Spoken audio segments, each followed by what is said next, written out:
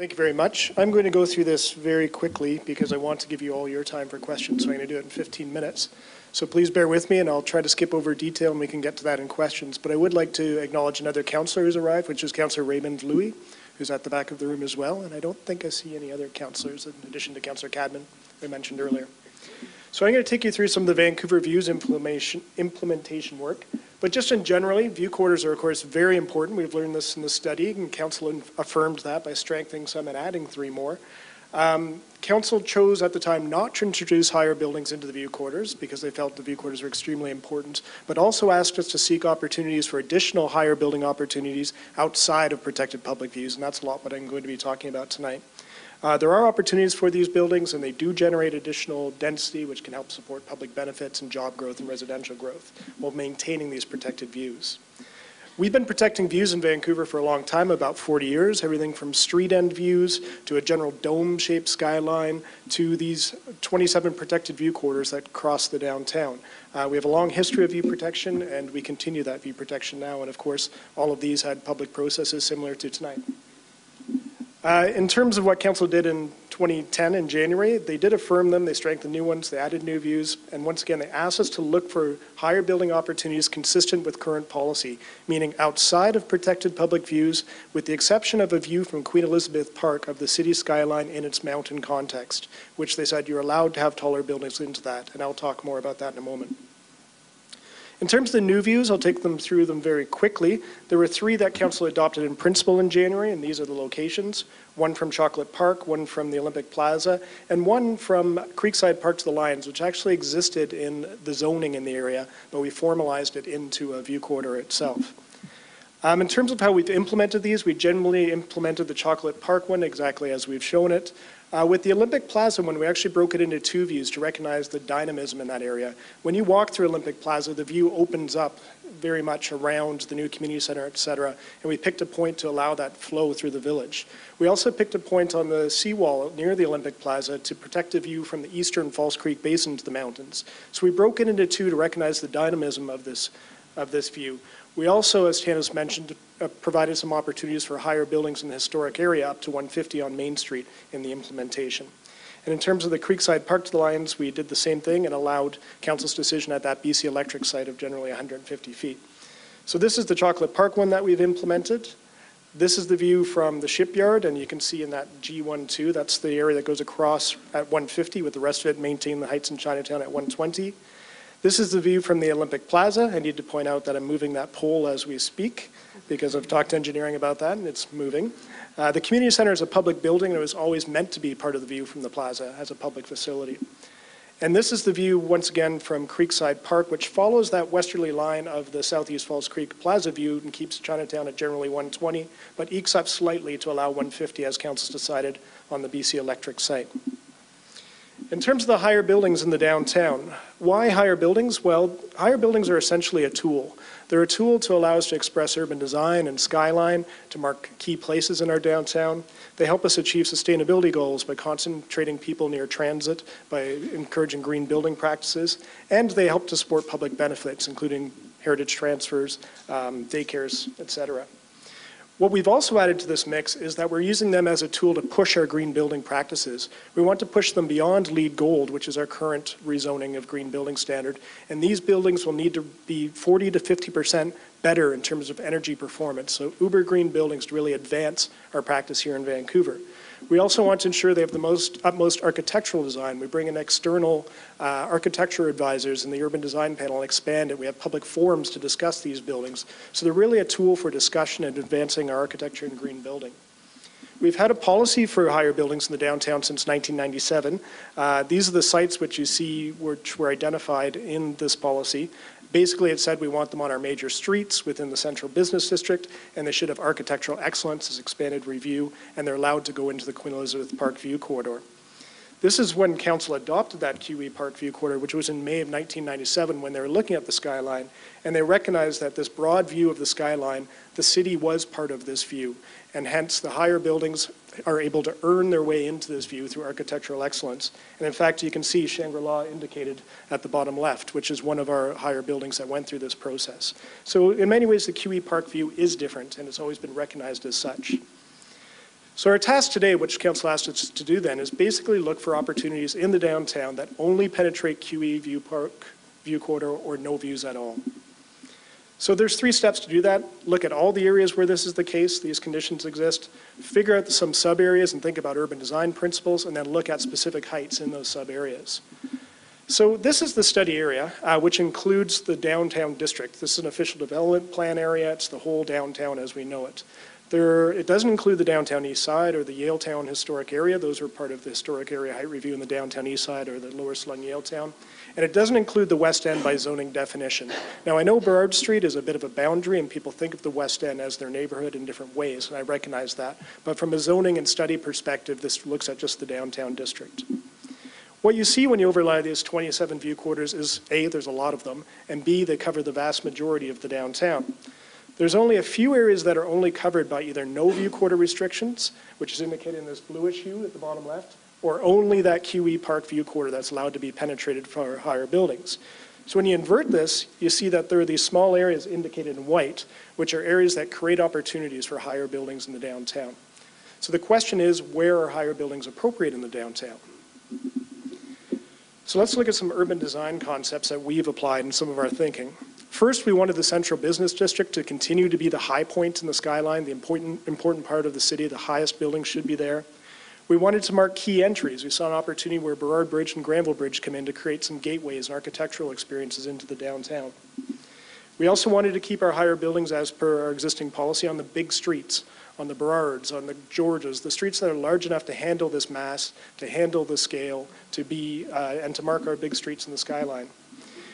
But you'll see there are a lot of areas where we didn't consider higher buildings that are indicated in white, even though there may be development sites there. One, for example, where there aren't development sites, like the areas down along Marina side in North Falls Creek, which are largely built out already. There are no development sites. 2, right on the water's edge, we tend to scale our taller buildings down to a human scale as we get near the seawall from an urban design perspective, long-standing practice.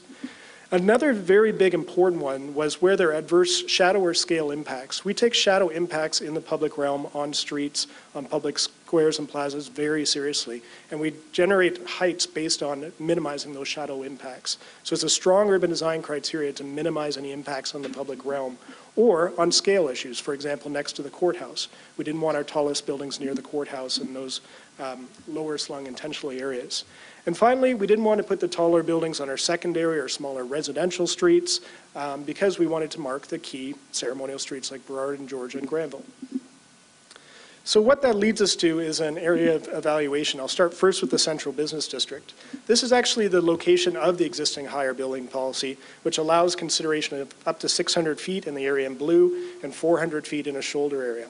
What I'd like you to also keep in mind is those areas of opportunity, which are the white areas, and those are the areas which either don't have view quarters or only the Queen Elizabeth Park view. So they're areas where you can have tallest buildings. Much of the downtown in this 600 area is still covered by view quarters, so you can't get that high. The sites indicated are the ones that were originally identified in the policy, and many of them have been built out, and not all of them have gone tall. Some of them the property owner decided not to go large, but some of them have, such as Shangri-La. What you also see is one site without height on it, which is this remaining site here at Burrard in Georgia. And that is one of the sites that's carrying forward into this new revised policy as a potential site for a higher building. We've also identified a couple of other sites which could be identified for higher buildings. One you'll see up in Melville site, which is the parkade over by the Loden Hotel. And another site, which is actually 2 sites, but it'll be 1 tower, is along Alberni Street, where the Italian kitchen is and a few of those sort of high-end shops. I think Tiffany's is there and such. No, Tiffany's is at the Burrard building, but that sort of stretch just west of Burrard on Alberni Street. Under current policy, these are the heights that could be achieved on those sites, so we could consider up to 600 on that site at Burrard in Georgia, and in the shoulder area is 400.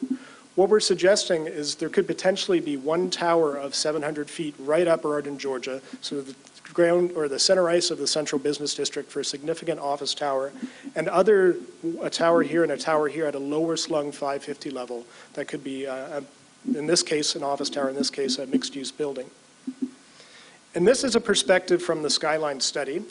Once again, when I show you these renderings, keep in mind the mountains don't look exactly wonderful in our computer model, but the point of this is to show you the impact on the skyline and generally maintaining that dome-shaped skyline, which is council policy.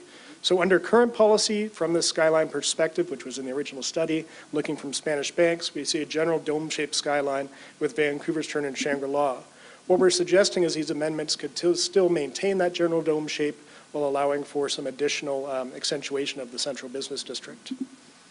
In terms of the gateways into the downtown, there are two experiences coming into the downtown from Burrard and Granville. When you enter on Burrard, you're actually entering askew, on angle to the grid, the downtown grid. And that creates the opportunity for a single tower to mark a gateway approach into the downtown, as we say, on the axial view, the view coming off the bridge. When you enter Granville, however, you enter right on the downtown grid, and that creates an opportunity to frame an entrance. And those are the two basic urban design approaches. For the Burrard approach, there are a number of potential development sites, and you see once again the areas of opportunity for higher buildings indicated in white. And what you see when you follow this arrow off the axial view is this site is really the primary focus, and it is the site of the downtown Toyota site, where we see an opportunity to create a taller building. These are existing policy heights if they were to rezone up to the view corridor levels. And what we're suggesting is that on this downtown Toyota site, and this is just a quick shadow study in the spring solstice, we don't want to shadow these sidewalks, as I mentioned, so we could suggest that this couldn't be up to 550, but up to generally 500. It wouldn't have a shadow impact on this important corner at Burrard and Davie. So hence our consideration of up to 500 feet generally on this site. Excuse me. So as I mentioned, we'll keep these sites slightly lower at 375 and at 300, while this remains the primary site. This is a looking north on Burrard Bridge as you come across, another rendering. You can see the existing policy heights, and what we're suggesting is you could create an axial view coming in if you do it at roughly 500 feet. And in doing so, you need to keep the other sites lower, even though they are outside of view corridors. Here's a perspective looking east from Vanier Park, once again for existing policy heights. And here's the proposed heights that this policy could achieve. All of these would have to be through rezonings. They would all be their own public process. But what this policy is doing is creating opportunity for additional height. Finally, the Granville Bridge Gateway. There are a number of potential development sites in the area. Council's adopted some policy for the lands north of Pacific Boulevard recently in the Granville Loops policy plan. Granville does enter on the downtown grid, right on grid, so we're trying to create this gateway type approach. So the question is then, where do you locate the sites? Do you locate them within the loops, or do you create this gateway closer to Beach Avenue? And there's some key considerations here. First is we only want to have two. We just want to create this gateway. We have to consider how they scale down to the 90-foot level on Granville Street. And at the same time, we have to scale them down to the water, as is our long-standing urban design practice. But one of the key considerations is the shadow impacts on Granville and Davie. Granville is a different kind of street. The bulk of its pedestrian volume is between 3 p.m. and 5 p.m. It's Cafe Street, Bar Street, et cetera. So we really thought about that key area between 5 and 6 p.m., correction, not 3 to 5, 5 to 6, as the important time of day to ensure there's good sunlight access on the street. Here's another quick shadow study of the sites in the loops and the sites just south of the loops. And what we determined is that anything over about 300, 350 feet in the sites in the loops creates some significant shadows on Granville and Davie. So our inclination is to, if you're going to have higher towers, to do them further south on the Pacific sites. So instead of these existing policy heights, what we're suggesting is that the heights in the loops remain the same as council's adopted, and these two sites south of the loops on Beach Avenue could be considered up to generally 425 feet through rezoning. So here's existing policy heights looking north on the Granville Bridge, and here are some this gateway type architectural approach as you come into the downtown. Here's a perspective looking north from the Hemlock on-ramp at existing heights, and here are the proposed heights as part of this policy process. So just to summarize, so we can get to your questions, there are 7 sites. This is a new map that we've created that's in our in a memo to council to clarify that there are only these 7 sites, and these are their heights associated with them in the Granville Bridge Gateway, Burrard Bridge Gateway, and Central Business District. These create some additional capacity in the downtown, as we mentioned. Roughly on all these sites, there's about 778 job space spots available, created through the additional height from current policy, and about an additional 958 residents created from this additional height increment. And finally, I just wanted to show you the impact on the Queen Elizabeth view, since this is the view quarter that the taller buildings are allowed to penetrate. You can see the existing Shangri-La building. So in pink, you can see some of the higher building sites with the Central Business District, Burrard, downtown Toyota site, et cetera. And then we've scaled them back into the colors of the sort of palette of the existing skyline to show you how that might look. So thank you very much, and I think with that, we'll take your questions, and hopefully I'm right on time.